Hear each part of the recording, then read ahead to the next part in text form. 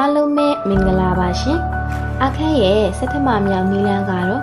အနာဂတ်အတွက်ဝင်ငွေတေချအောင်ဆောင်ရွက်ရေးပဲဖြစ်ပါတယ်ရှင်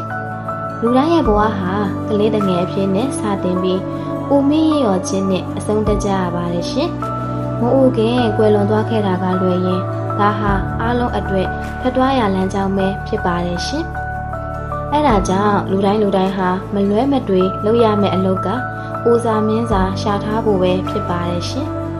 အကယ်၍မိသားစုရဲ့အုပ်ထိန်းလူသားမမျှော်လင့်မဲ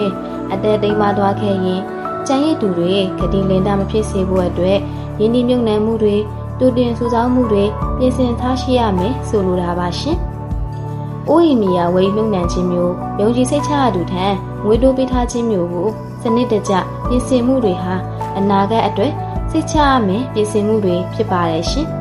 အသက်အာမခံထားရှိခြင်းမျိုးကလည်းမတော်တဆမှုဖြစ်လာခဲ့ရင်ကိုယ့်ရဲ့မိသားစုဝင်တွေအတွက်အထောက်ပံ့တွေကိုဖြစ်စေမဲ့အခြေအနေမျိုးပဲဖြစ်ပါတယ်ရှင်။အခက်ရဲ့စက်ထမနီလန်းကတော့အိုနာတေဘေးအရေးကိစ္စများအတွက်ကြိုတင်ပြင်ဆင်ထားကြဖို့ကိုဆိုလိုခြင်းဖြစ်ပါတယ်ရှင်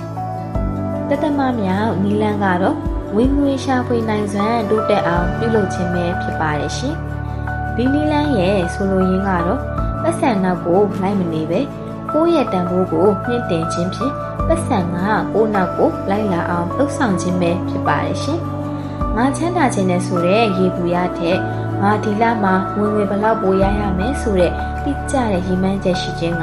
ဝင်ငွေတိုးစေတဲ့တစ်စိတ်တစ်ပိုင်းဖြစ်ပါတယ်ရှင်။ဆိုလိုချင်တာကတော့ငွေနဲ့မဆိုင်ပဲလူတဦးချင်းစီရဲ့စိတ်နဲ့ပဲဆိုင်ကြောင်းပြင်းပြတဲ့စိတ်အခြေအနေကပဲအောင်မြင်မှုစီကိုတွန်းပို့နိုင်တဲ့စွမ်းအားတစ်ခုဖြစ်စေပါတယ်ရှင်။လက်ရှိကိုလုံးနေရဲ့အလုပ်ပေါ်မှာထက်တန်တဲ့စိတ်ဖြစ်ပေါ်နေပြီးကျွမ်းကျင်မှုကိုဖြစ်စေမဲ့အခြေအနေတွေကိုဖန်တီးနိုင်ရမယ်။အရင်ကထက်ပိုတော်အောင်ပိုမြင်အောင်ပိုကောင်းအောင်ပြုလုပ်စေခြင်းအပြင်မိမိကိုယ်ကိုလေးစားခြင်းက